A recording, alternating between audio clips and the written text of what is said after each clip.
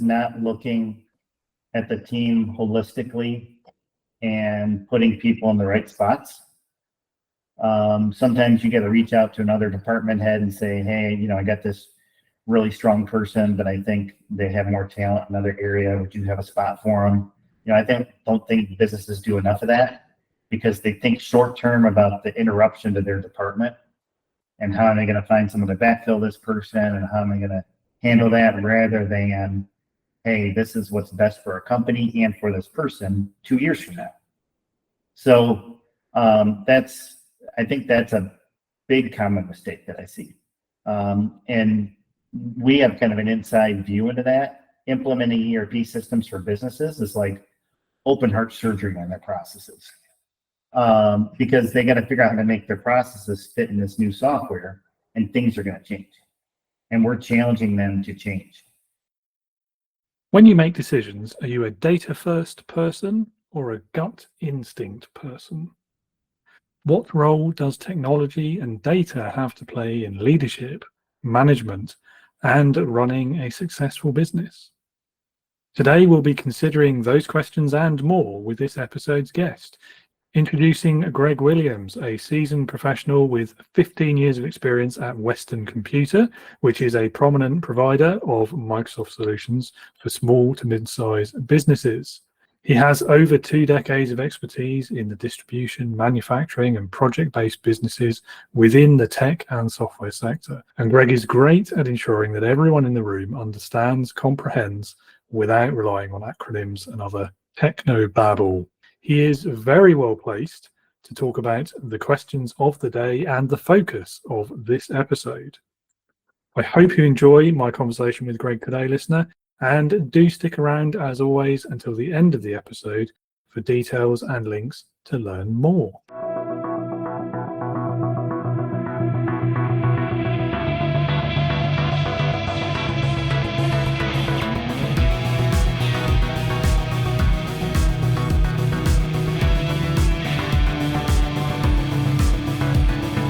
Welcome to the Leading with Integrity podcast. Leadership talk for the modern manager. With your host, David Hatch. Well, Greg, welcome to Leading with Integrity. It's great to have you on the show. Looking forward to our chat today. Yes, thanks for having me. I appreciate it. This is exciting. And we're going to pretty much dive straight into the deep end. Over to you to introduce yourself, tell the listeners a bit about your career so far, what you do today, and why you do it, really. Yeah, thank you. So again, my name is Greg Williams. I'm based in Michigan. I am at this point a veteran of the ERP business, which means back office systems for small and mid-sized businesses. I've been doing that since Y2K, and I've been able to see several ups and downs in the IT market over the last 25 years. I joined during the Y2K, first the big increase in business and then the bust, and then I saw the 2008 .com bust, and then I saw the transition from cloud to on-premise, and now we're in the AI transition. So you mentioned Y2K. I feel like a lot of listeners aren't going to know what that is. Now, I remember it basically being a storm in a teacup. Now, maybe that's unfair. Maybe there was a lot of IT professionals in the background who did a lot of work that made sure it wasn't a big thing. But can you tell us a bit more about that, just in case anyone doesn't know what it was? Yeah, so there was the old computer systems were built with a 2-digit year code to save space, because hard drive space was very expensive, 60, 70 years ago. And so instead of putting 1975, you would just put in 75. And there was this big fear that when we went to 2000, that all the computer systems wouldn't know what to do with it. They would think it was, 1900, not 2000. So there was a lot of work that was done. There was definitely some fear mongering. A lot of salespeople made a lot of money off of Y2K, telling business you have to do this or you're going to fail. And then it really was no issue. I happened to be working for one of the biggest mainframe software companies then, and we all had to show up at work for the weekend. They brought in video games, they brought in pizza, they brought in everything, and we just had a party all weekend because nothing happened. Amazing. Yeah. I mean, I remember some of the headlines towards the end of '99. Like, you'd be forgiven for thinking the world was going to end and all the banks were going to crash and all sorts of things. And then, like, January the 1st, 2000, nothing had happened. Yeah. So what happened? Like the company I worked at, in the last few years after that, they went from 13,000 employees to 4,000. Wow. That's how much they built up for Y2K and then crashed. Wow. No, that's something you don't hear about very much. Yeah. Yeah, it was the tough job market post Y2K for people in the IT industry. Well, that is interesting. So, coming from a tech background as you do, and given what you do today as well, and all of that experience in the industry, you must have a pretty, let's call it a well-developed view on things like database decision making, as opposed to the gut instinct approach that a lot of people favor. So, would you like to share your thoughts on that one? Yeah, that's a very interesting topic. The last several years, I've gotten more into database decision making. When you're with a very small company like I used to be, you can make a decision on gut instinct, and then you can tweak your execution to make up for that. You can turn on a dime if you make the wrong decision because you've committed to just being successful and you're going to do that. But as organizations get larger and they have investors or backers and things like that, then you have a responsibility, a fiduciary responsibility to do the right thing, and that means doing extra research and including data in those decision-making processes. I mean, do you think that one or other option is inherently better, or because I kind of feel like it's the best way as a balance between the two somehow? But I completely agree with you. Yeah, so I often find myself knowing I need to make a decision, and I have a gut instinct on what it's going to be, and then I go look at the data to back it up. And sometimes I'm proven wrong, and I say, okay, that was a bad decision, so I'm not going to make it. But I'd say 80% of the time, it's going to back up your gut instinct decision. The other thing, David, is that if you have some operational experience and you've worked in the industry for a long time, then you have the ability to get deep insights into the data that others don't have. So you should look at the data just because you have the ability to interpret it better than anyone else. Yeah, that's the real trick often, isn't it? Is that interpretation, and looking at the data is one thing, but knowing what it means. And I think that's an area where AI is going to have an outsized impact. Is helping us find insights into the data. For years, we used to do demonstrations of our ERP software. And users, and this was 10, 15 years ago, users used to say to me, hey, I want the system to alert me when a delivery is going to be late. And I go, okay, well, you just have to go into the software and you have to create a condition that says, if the delivery is late, then alert me. But it's never that simple because it was never a simple if-then decision. There was always lots of exceptions in the process. But AI can really help there. It can really read through all those exceptions and cycle through that data and figure out how to alert you, how to tell you that this order is going to be late, or because this raw material you're waiting on is going to be late, then you're risking a late delivery to your customer. So those types of things, I think AI has huge promise. I also think it's going to help with building workflows in businesses. So I don't agree with the fear mongering that's going to take away everyone's jobs. It's going to make everyone more efficient. And if you don't use it, then you're not going to be as efficient as other people. And thus you're not going to be as competitive in the job market.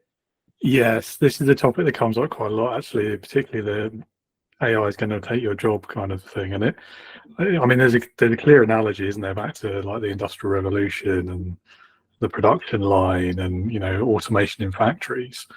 And I think you hit the nail on the head. It's not going to take your job unless you refuse to use it, in which case it won't be the AI taking it, it'll be someone else who uses it.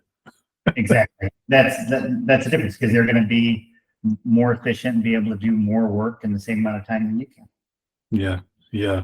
And so going back to our point or our conversation around decision making, and this is obviously very relevant for businesses, but also for leadership and management as well. How do you see the best, or perhaps the right way of applying AI into that kind of decision tree?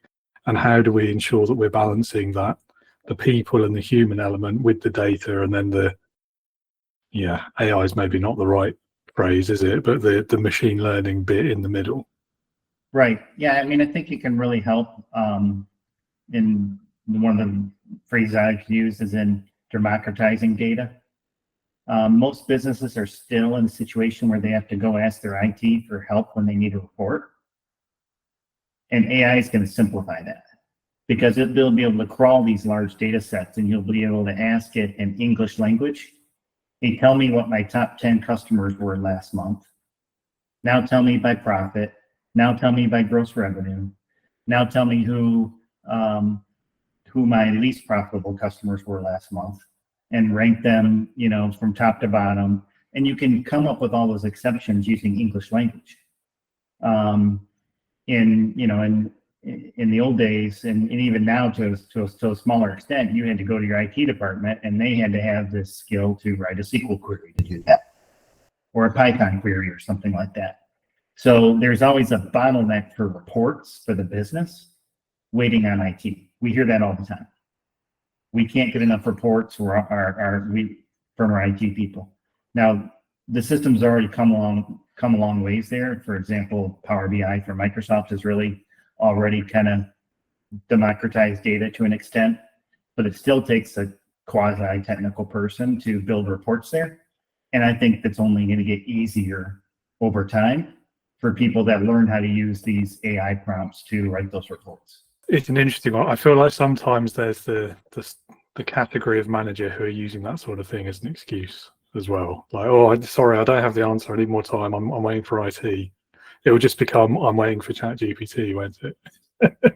Yeah, that's true too. But I also, I still sit with users once in a while, and I see the spreadsheets they have, where they're exporting data and maintaining spreadsheets, and how much work they put into those, because they can't get real-time data. Yeah. So they start these ancillary systems, and then that system doesn't match the system of record, and it's got to be manually updated, and that's how a lot of businesses run. Yeah, and I think you mentioned the small businesses earlier. I think there is a gap there, isn't there? Because when you are a smaller company, it is very easy to just have it all upstairs in your head, kind of thing. You don't even necessarily put it in a spreadsheet all the time. So what I'd love to hear is your perspective on what actually is the benefit of having this kind of real-time data, and what companies and their leaders stand to gain from having that and using it effectively.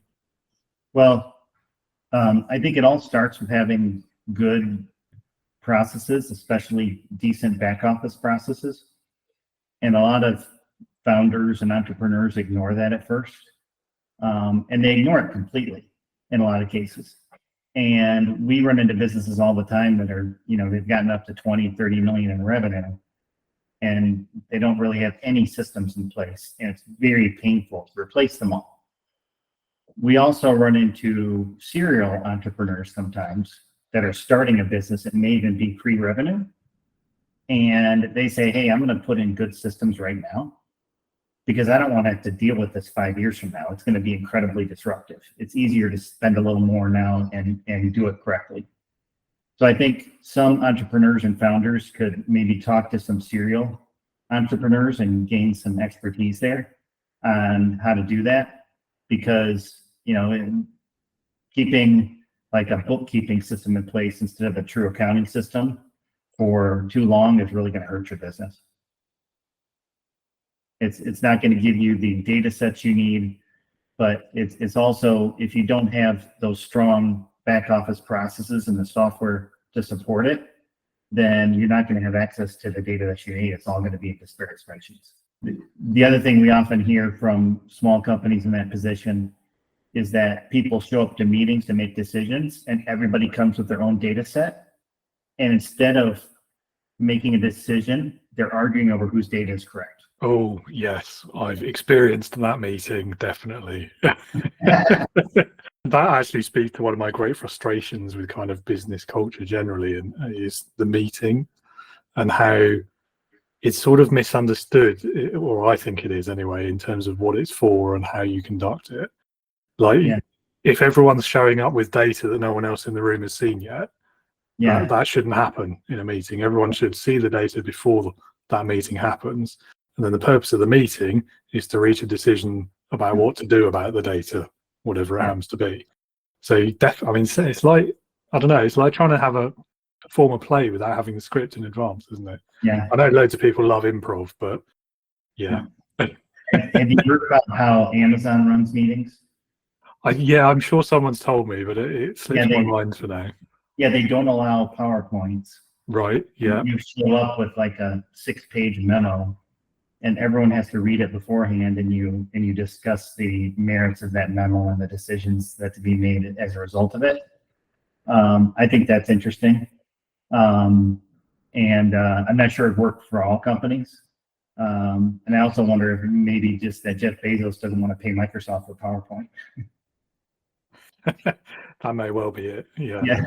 But I mean, he's quite big on efficiency, though, isn't he? And I feel like that's where that's maybe come from. And I mean, you can't argue with the results, can you? No, you can't. And meetings are one of the most expensive things a company has. You have 10 people in a meeting, that's a several $1,000 meeting right there.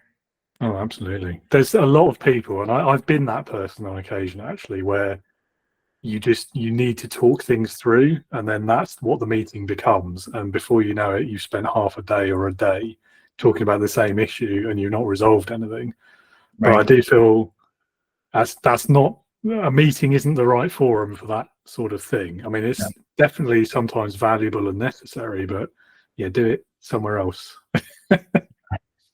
Or any entrepreneurs then, or aspiring founders that might be in the audience. Obviously, you've worked with a lot of them over the years, and there's some key insights already that you've shared. But what would you say are, let's say, your top 3 or top 5, or however many you can list, strategies that you would suggest for growing a business sustainably and avoiding some of these pitfalls we've been talking about? Well, I think sales makes everything better, but don't. So, and I think everyone understands that, and they focus on that. So, remembering to do a little work on your back office systems and processes, isn't the number one thing, but it's important not to lose sight of that. And I would say that, having been at Western Computer now for almost 16 years, being able to watch a company grow substantially and see people come in and out of the business and ownership change, is that my biggest takeaway is that your people skills and your soft skills matter more than your technical skills. Your technical skills, especially in our business, they will get you to a certain point, and then your people skills take over. Have you seen that as well in your experience? Definitely in leadership, it's all about the people. Right. I think, I mean, we talk about this quite a lot on the podcast, actually. I mean, nearly every guest raises this problem about the accidental manager, who's this person who's promoted for their technical skills, and nobody thinks about the people skills or gives them leadership training until it's too late. And I think that's quite a big lesson just generally, isn't it, is the way that we progress people in their careers as senior leaders. Whether we're selecting on the right criteria in the first place, but then are they prepared, are they trained to do the job before we expect them to actually do the job? And there's a big sense of unfairness around the way that tends to work in a lot of corporations and smaller companies. I keep watching this clip from Warren Buffett, and people ask him, what does he credit for his success? And every time he says, I went to a Dale Carnegie course when I was 23 years old or something like that. So it's all about how you're able to, connect with people, especially in our business being an, ERP software consulting business. The technology part is the easy part. It's the people part, connecting with different customers, connecting with different employees, understanding where they're coming from, and aligning correctly. That makes a big difference. Oh yeah, 100%. I think as well, like the further up that ladder you get, the less important those technical skills become, and the more focus has to be on the people and the bigger strategic kind of viewpoint. Yeah.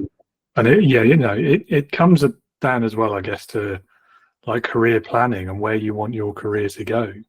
If you just love the technology, or you love the role that you're doing, if it's like sales or marketing or customer service, whatever it happens to be, and that's just what you want to do, you're not really interested in leadership, that's great. That's fine. Focus on that and be the best you can at that. And I do feel like businesses need to be better at rewarding that and giving some sort of progression in that aspect, as well as just, you want more money, you got to manage people. That's your choice. That's true. But I would posit that even if you're in a technical role, you still have to understand how to set expectations, how to communicate with people. I've seen so many technical people over the years, they just want to put their head down and work on something and not give you updates and not tell you when they're going to be done. They just want to solve problems. And that doesn't always work for businesses, because we have to have some level of timelines and job responsibilities and those types of things. So learning, helping people learn how to communicate with others as to what they're working on and what their challenges are, and if they need help, ask for it. Those are very important skills, even for someone that never plans to be in management. Oh, absolutely agree there. I mean, I'm a big advocate that everyone should have leadership training regardless of their relative position in an organization, because those skills, first of all, they're transferable to so many different things. Like if you can lead people, then you can communicate effectively. Effective communication is exactly what you've just been talking about, but it'll make you a better project manager, it'll make you a better salesperson, it'll make you better at interfacing with customers. I mean, the list goes on, doesn't it?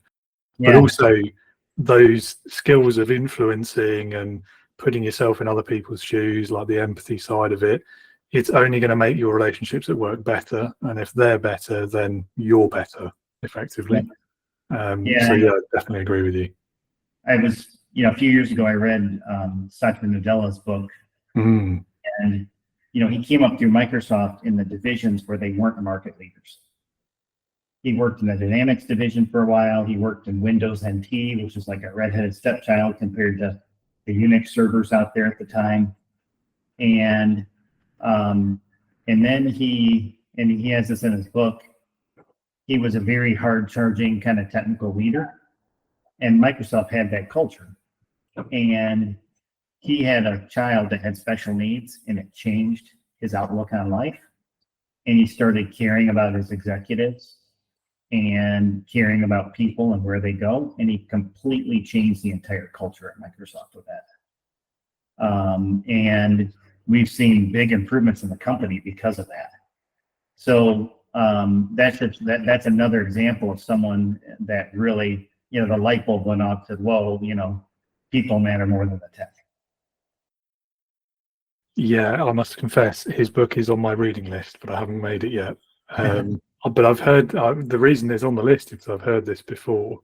And he is a great case study, both as himself as a leader, but also in the transformation that he's achieved at Microsoft.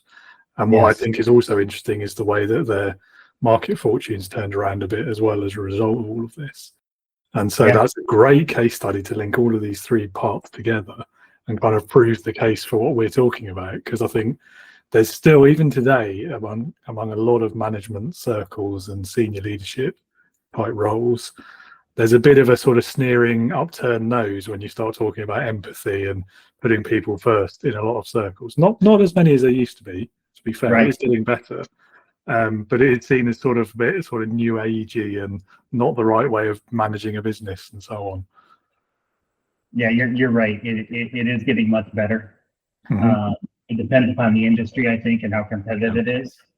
But yeah, those are definitely some major reasons that we're seeing businesses change nowadays, because the younger generations are going to demand that. Absolutely. And us older managers have to get on board if we want to be successful.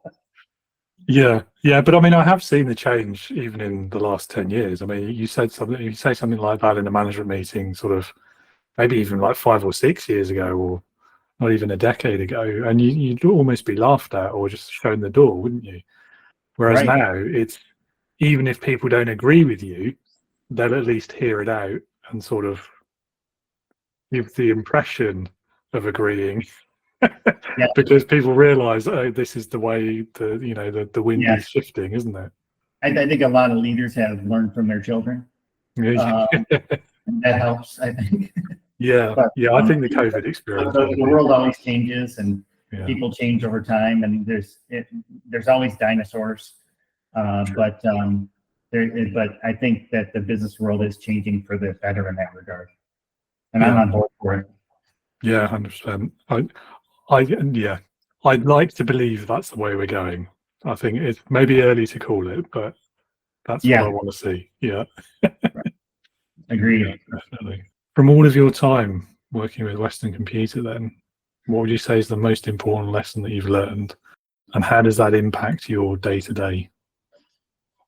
I think the lessons that I've learned are really it's about what we've been talking about so far, with that the people skills matter, how you connect with people, how you nurture people, matters more than the technical skills in a lot of cases.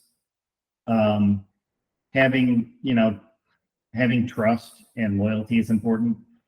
And I think business leaders need to be aware of that. In some cases, companies might make decisions on the numbers on a monthly or quarterly basis and not think long-term strategically for the business.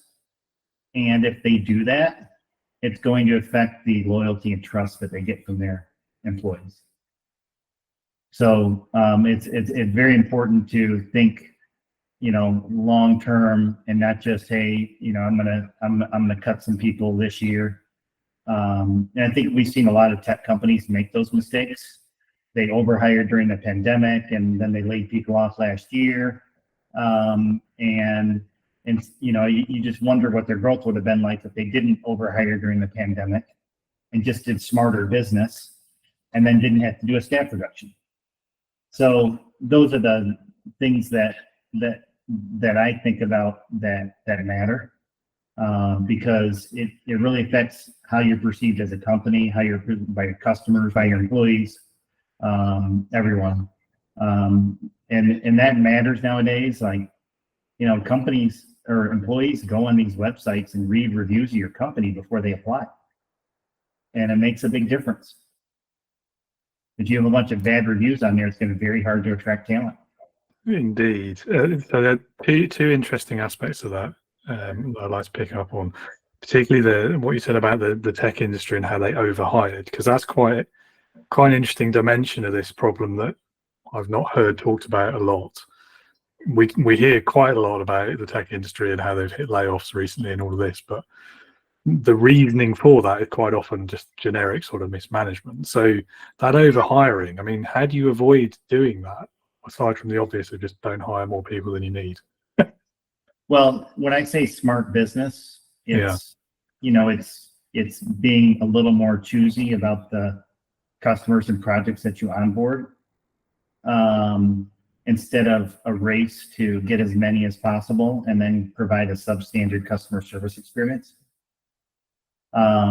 So I think that it is a hard decision to make, because you see all this growth and you want a piece of that, and you see the demand, so you want to fix your supply, but it has to be a careful decision. It's not just bring in warm bodies and hope that they make your customers happy. And I think a lot of tech companies got caught up in that. Yeah, I mean, it is a challenging one, particularly if you're well funded by whatever route, if like the revenue is great and you can feel that pressure to grow the team exactly as you've described. But I guess the key is how you define what people you actually need. Mm-hmm. And I don't know if there's probably no silver bullet for that, is there? But what methods have you found have worked in your experience for defining that requirement and making sure that you're hiring to it and not above it? Right. Well, that's where the real-time data can really help you is, seeing where you're spending time on different tasks in the business, where the bottlenecks are. Every business has back office processes with bottlenecks. And those can, when in a period of high growth, those are really magnified. I get business owners and entrepreneurs that call us up and be like, hey, we have a market chance here to really grow, but we don't have the systems to do it. And throwing people at it is much more painful than throwing software at it. I say that to our customers sometimes. If you think our technology is expensive, try hiring people to do it instead. And it's true. So I think that, taking a process-based approach to what are your processes, and being willing to tweak those. I'm not going to say completely re-envision because you don't have time for a whole change management exercise, but be willing to tweak those processes and make some small improvements, and then figure out where you need people to support those processes. What I see instead of a lot of companies just saying, hey, we're not going to look at our processes, we're just going to hire more people in every department. And that doesn't work. Yeah, very true. And so the second aspect I'd love to talk about is where you see those two things alike. So you mentioned layoffs in particular. Now that is a very emotive issue. It's very people focused. It's also something, and we were talking about this on the show last week, in fact. It's also something where a lot of business leaders will they almost make it as a point of pride that they can just make a snap decision and, yeah, we're going to get rid of this many people and that's just what the business needs and I've made the business decision, what a great business person I am, and so on and so on. But it also feels like maybe it shouldn't be solely a data-driven decision because it is a people question. Mm-hmm. So what are your thoughts on that? Where do you think is the right path? Well, I think the first thing to do is to look at each individual person and see where their strengths are and where they might be able to add value elsewhere in the organization. Because what I often see is they make these decisions very quickly to do a staff reduction, and they're not putting enough thought into it. A lot of times, I see companies put more time into hiring people than letting people go.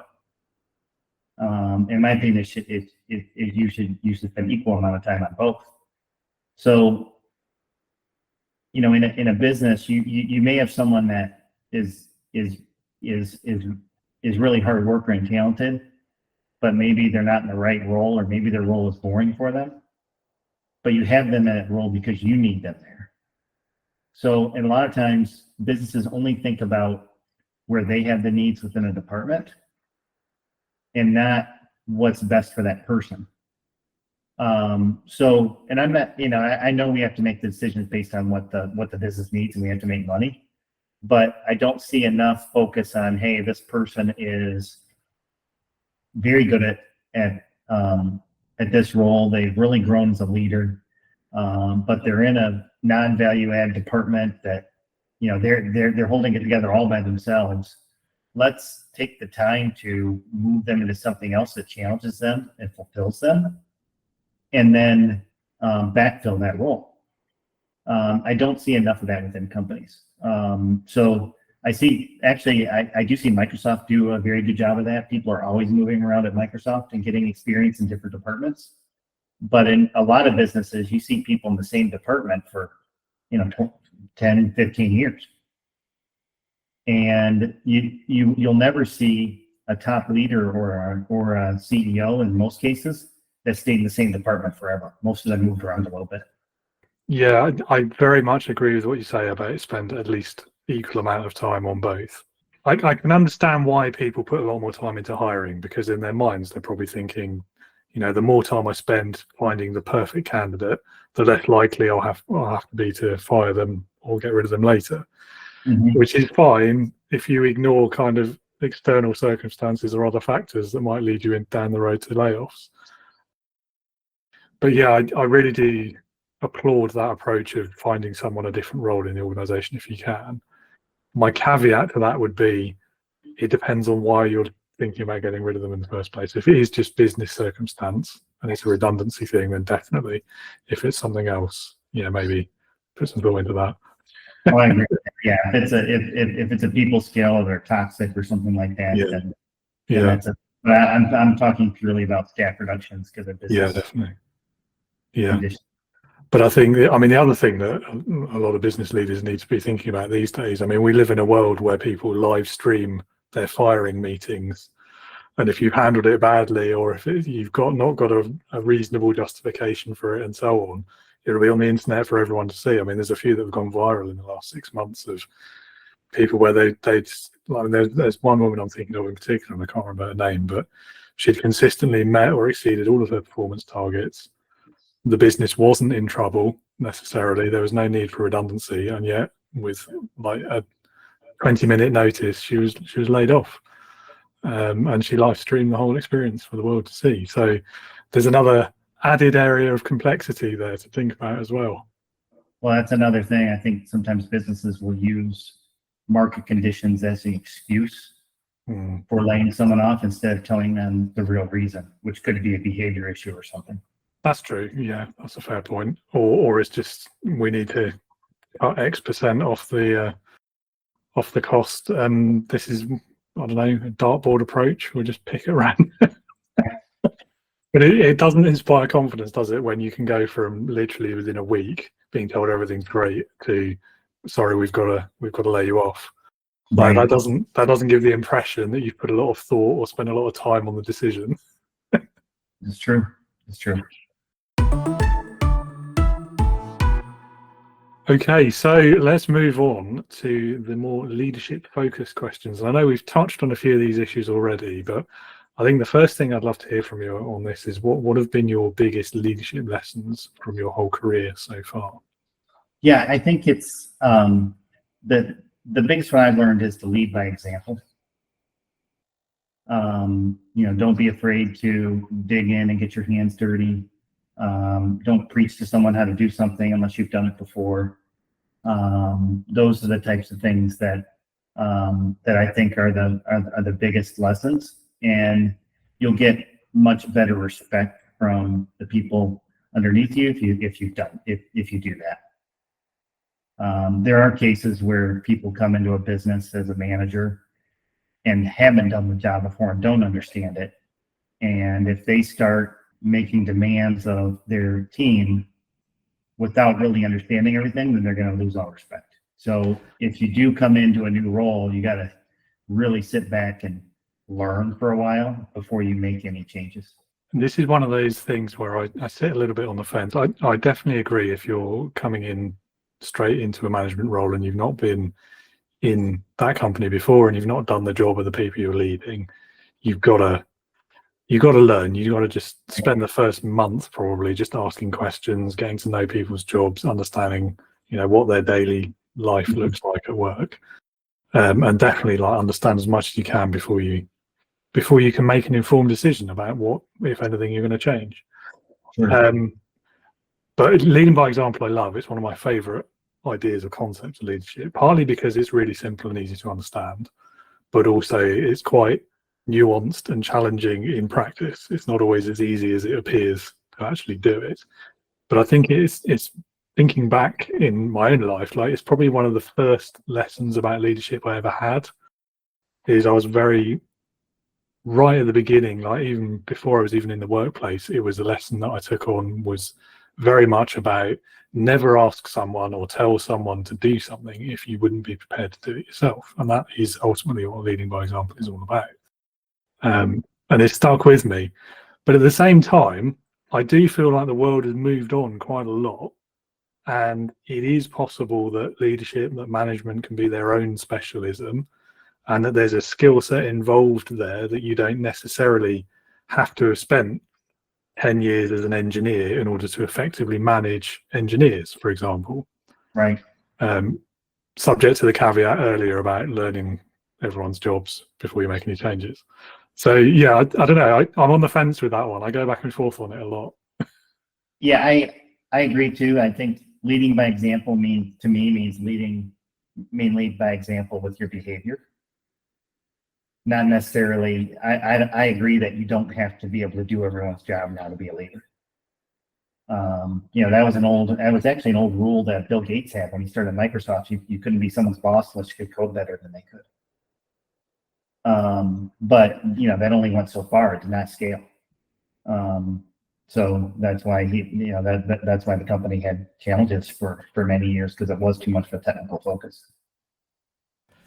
Yeah, that's an interesting one, particularly as that stands in opposition to their major competitor was Mr. Jobs and his perspective on all of that. And there's that quite famous video, isn't there, of one of his senior developers or someone at a company conference sort of challenging him, like, why should we listen to you because you don't know this or that programming language or something. Yeah, I don't know. At the same time, like, I've been in that position, I'm sure you have as well, where it's a question of your credibility. Yeah. And the engineers are particularly bad at this. That's why I picked them earlier as my example. Like, if they know that you don't understand what they're talking about, then they won't respect you, and they certainly won't do as you ask them to do. Right. And so there's a line to be walked there, isn't there? There is. I used to do some programming, and I was a computer geek in high school and college, so I have some street cred there, which helps me. But I think that the world has moved on from that. You're right that the developers don't expect that everyone knows what they know how to do. The other thing is that there's the world's become so specialized with different types of IT guys, different development languages, different skill sets, that there isn't that broad guy that can do everything like there used to be. Maybe there's a few, they're few and far between. Yeah. Like the child prodigies and that sort of type. Yeah. Right. Well, you have like Elon Musk, who goes into his engineering meetings and says, if you don't do it, I'll do it. I'll figure it out. And he challenges them that way. Yeah. So that's, but I think that's an extreme example. It is. And I sort of questioned how much of it he could do as well. But anyway. Yeah. I think, I mentioned Steve Jobs earlier on that particular video I was thinking of as well. I mean, he's definitely not the best example of a leader or someone that we should necessarily aspire to. I think, he's quite notorious for the way he treated people when there weren't cameras around, for example. Yes. But in that specific example, the answer he gave, I think, was spot on, and it's as true today as it was then, which is, no, I don't know how to do that, but I don't need to, because that's not my role in this situation. And I think, perhaps him saying that as part of why perspectives have changed, at least in that part of the industry. And I think you're right, yes, the average developer or salesperson or whichever role we choose or talk about, they don't necessarily expect their manager to know their job better than they do. Right. I think it's reasonable for them to expect at least a level of understanding about what they do and how they do it, even if they couldn't do it themselves. Yeah.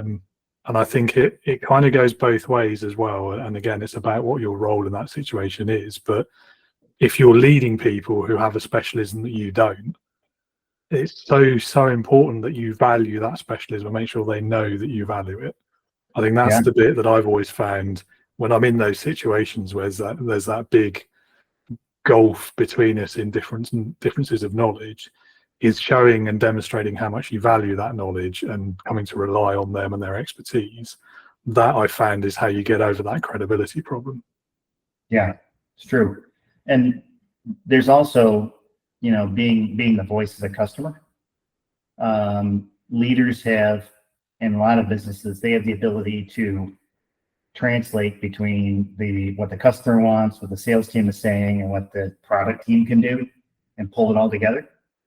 And I think that's really important. I'm from Detroit, which is home of the auto industry.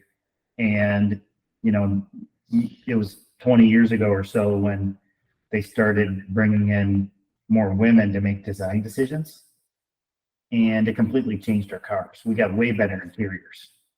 We got cup holders. We got more comfortable seats. We got all those things that engineers didn't care about, because it was a very male-dominated workforce at the time. So that just shows the advantage of leadership deciding, hey, we're going to do this. We're going to make this decision whether the product team agrees with it or not. And then it increased. Whoever got to those things first had huge sales. Bit irrelevant, but it sparked the memory of an anecdote I heard recently about BMW and how they always used to be very focused on like the driving experience, and so they wouldn't put things like cup holders in until they entered the American market, where it's an expectation and no one would buy it if they didn't have it. And so suddenly all of their cars the world over have all these little bits that they never would have had before. Exactly. Yeah. It's context, isn't it? That's what we're talking about, and understanding that. There's that old saying, the customer is always right. And I'm not sure it's correct, but it means that we should listen to the customer at a minimum. And a good leader has to balance what the product team is saying and what the sales team and the customer are saying, and pull those together into good decisions. And data can help that for sure. Yeah, customer is always right is not the full quote, is it? No, it's not. Yeah, so the next bit of the quote I think is the important bit, which is in matters of taste. Customer is always right in matters of taste. Right, which I think would apply to cup holders in cars, right? Definitely, yeah. Probably not how to build the car, though, or where the wheels go, or how brakes are put together. Exactly, yeah, that's true. That's very true. Yeah. I mean, kind of the opposite question then. What would you say is the biggest or maybe the most common mistake that managers make? I think we touched on this a little bit, is not looking at the team holistically and putting people in the right spots. Sometimes you got to reach out to another department head and say, hey, I got this really strong person, but I think they have more talent in another area. Would you have a spot for them? I don't think businesses do enough of that, because they think short term about the interruption to their department and how am I going to find someone to backfill this person and how am I going to handle that, rather than, hey, this is what's best for our company and for this person 2 years from now. So I think that's a big common mistake that I see. And we have kind of an inside view into that. Implementing ERP systems for businesses is like open heart surgery on their processes, because they got to figure out how to make their processes fit in this new software, and things are going to change, and we're challenging them to change. So it really does challenge managers to change across departments, not just within their own department. And that's something that a lot of leaders don't always understand, is how do I optimize my experience across multiple departments? So I'll give you a quick real world example. I had a company that was a distributor of some, I won't say, but some products. And they had to do maybe 100 pick tickets a day in their warehouse, and it was growing. And the current process was to accounting printed out the pick tickets, and they checked the stock, and then they would, when everything was ready to pick, they would walk that pick ticket out to the warehouse. So me as a young ERP consultant, I said, hey, why don't we just put a terminal in the warehouse, and the warehouse manager can view these tickets and print them out. And then you're not walking across the building from accounting to the warehouse. Well, unbeknownst to me, I created a huge interdepartmental firestorm, where accounting's like, we don't want to lose control over that. And the warehouse manager said, that's more work than I'm used to doing. I don't want that extra work, and you're going to have to add more people to my department. So had to bring in a high-level leader, the CFO, and he said, well, warehouse people cost less than accounting people, so we're going to do it in the warehouse. And it's a more efficient process in general. It's going to save us overall time. But it never would have gotten done with those two department heads in accounting and warehousing fighting over it. It had to go up to the top to make the decision and push the change down. That's so often the way, isn't it? People, particularly in like little sort of fiefdoms and silos, people just put the blinkers on, don't they? And it's they do. Yeah, and I think that's the biggest mistake managers make, is not thinking bigger picture about things like that. Yeah, I mean, it's a very human response. Yes. It's totally understandable, but also not always that helpful. Right. Yeah. Yeah. If one of those leaders in either accounting or warehousing would have taken the initiative to go to the CFO Mm. and said, "Hey, this is a better process, but I might need some more help with it," then they probably really could have increased their standing with the company, maybe get a raise, maybe be pushed for future promotions because of the way they think. Oh, definitely, yeah. It's taking that long-term view, isn't it? I guess is what it really comes down to, is Yeah. because we're always, I mean, especially managers, those sort of the front line, the first line managers, you're always, every day, you're going to have 101 things that are demanding your short-term attention and that quick decision or resolution. And it can be so difficult to set aside that noise sometimes and try and take that longer view. But if you are able to do it, it's so worth it. Yeah. Yeah. Anyway, well, that was a great answer, definitely. Thank you. This, I always find one of my most interesting questions in terms of the answers I get. So I'd love to hear the story behind your own best experience of being led. So I was fortunate right after Y2K, and I left that large company I was working at that did mainframe software. I was fortunate to land at a small company that did distribution software implementation, maybe 20 employees. And the owner of the business, she allowed me to really start up a new product line and let me make lots of mistakes, and was there to help me when I needed it. And you know what? I have to say, I was also fortunate that was a world when we worked in offices, and my office was 10 steps from hers. And so I could just, I was there in person and was able to get help. But I was able to do marketing campaigns, make cold calls, set up demonstrations, perform the demonstrations, help with the project, do go live support. I got to do everything. And having a leader there that had been there, done that, and let me figure it out, but was available to help when I needed it, was a great experience for me. And she had the perfect mix of never micromanaged, but made sure that I was motivated and that I understood the important things to focus on.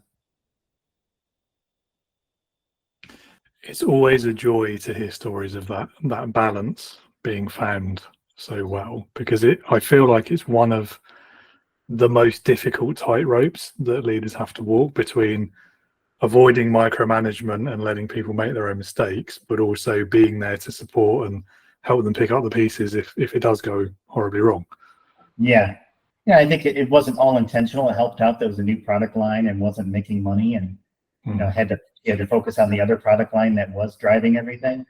So it wasn't really coming on board as a viable product line for another year or two. So that that obviously helped, but the leadership style there, I learned a lot from it. It was, to simplify, it was more coaching and less managing. Nice. Yeah, that's a good way of putting it. I like it. Yeah. Okay, this time a difficult one. I think it's difficult anyway. You may not, but if you could start your career over again, what's one thing that you might do differently? Well, I probably would have taken more risks when I was in my 20s and focused, more on, moving across the country or trying a different, moving around jobs a little more. Just I probably would have taken more risk when I was in that age group, just to get a broader experience and more exposure to different types of businesses. Yeah, I think a lot of us look at it that way. It's I don't know, maybe it's rose-tinted hindsight or something. I don't know, but yeah. I mean, I'm the same. So like, I found a job in my sort of mid-20s and I stuck with it for a decade, and I kind of wish I hadn't. But also, if I hadn't, I wouldn't know what I do now, and I wouldn't have had the experiences I did, and I maybe wouldn't be doing what I do now. So yeah, it's a difficult one. Yeah. Leadership heroes. Okay, well, time's been flying. Last question, my favorite question. It's Okay. called Leadership Heroes. So if you had to pick one person, it could be anyone you like, so alive or dead, past or present, real or fictional, who in your opinion would perfectly embody leadership. Who would that person be and why? Sure. So I thought about this before our talk today, and this will be interesting for you because I didn't realize where you were from before I came up with this answer. But I've always been a big fan of Winston Churchill, because of his passion, his courage, and just his communication style and the ability to, articulate his beliefs. And as a wartime leader, I think he was amazing. He's been chosen before. He's one of those like really intriguing, compelling figures of history, isn't he? He is, yes. And I think, a lot of his contemporaries weren't very kind about him. And he ruffled a lot of feathers, which isn't always a bad sign, is it? But Right. I don't know. I mean, he was certainly an honest and frank communicator. I'll give him that. Yeah. Well, this is interesting for me because I'm sure you know a lot more about him than I do. Yeah, I just, and maybe, it's true that we view history sometimes through rose-colored glasses. Mm-hmm. Or we have a tendency to look at history in black and white instead of understanding the grays. Mm-hmm. So this is, now that I've said that, it's a good reason for me to go do some more research on Winston Churchill. Maybe read some more books. Yeah, I think one of the most interesting things about him is he was one of the. I think he was the guy. He was the one who coined the phrase like "history is written by the victors, and I intend to write it." Right. And so much of what we ironically know about him is from his own books about himself and his experiences through his career. There's old news articles and newspapers and things like that. If you really dig into it, you can go and find out what was said about him at the time and sort of contemporary accounts and things. But it is quite interesting that I think it's fair to say the majority of what's sort of popularly known about Winston Churchill comes from his own words. Okay. Well, that's interesting. Yeah. And aside Yeah. from sort of the anecdotes about his so character. I don't know that he perfectly embodies leadership as your question said, but I think he was definitely an influential leader of that century. It's hard for me to pick one leader that I would say is the most influential, and then I just also have to be honest with myself that I know the Western world much better than the rest of the world. I'm trying to catch up there, but I probably have some blind spots there. Yeah, I think I probably do as well, to be fair. Yeah. I think one last thing I'd say about Churchill, that one particular aspect of leadership that I think he embodied quite well is he was adaptable in the sense that he didn't always, sometimes he did, but not always. Once he'd made a decision, that was it, that was final. And you saw that in his political career to some extent, how he swapped between various political parties at various stages of his career. He changed direction on policy once new information came to light, things like that. He was less dogmatic about a lot of things than perhaps history might suggest. And I think that's quite an important skill for leadership that's relevant today as much as it was then. And I'll have to think more because it's hard for me to pick any politician as my favorite leader. Or to pick someone else, but that seems to be who sticks in our memories over time. Yeah, I think he was the leader we needed at the time that he was there. Yeah. Definitely. I think he'd be a fish out of water today, though. Oh yeah. Well, any 100 years ago would be and in fairness, like he was 50 years before his time as well. Or he would have been. So Anyway, I saw an interesting choice though. It's always fun talking about him. That's another thing I'd say about him. Yeah, I'm going to do some more research, and I might email you with some follow-up leaders. Yeah, so I mean, one series of books I'd recommend, which is semi-fictional, is the Michael Dobbs series.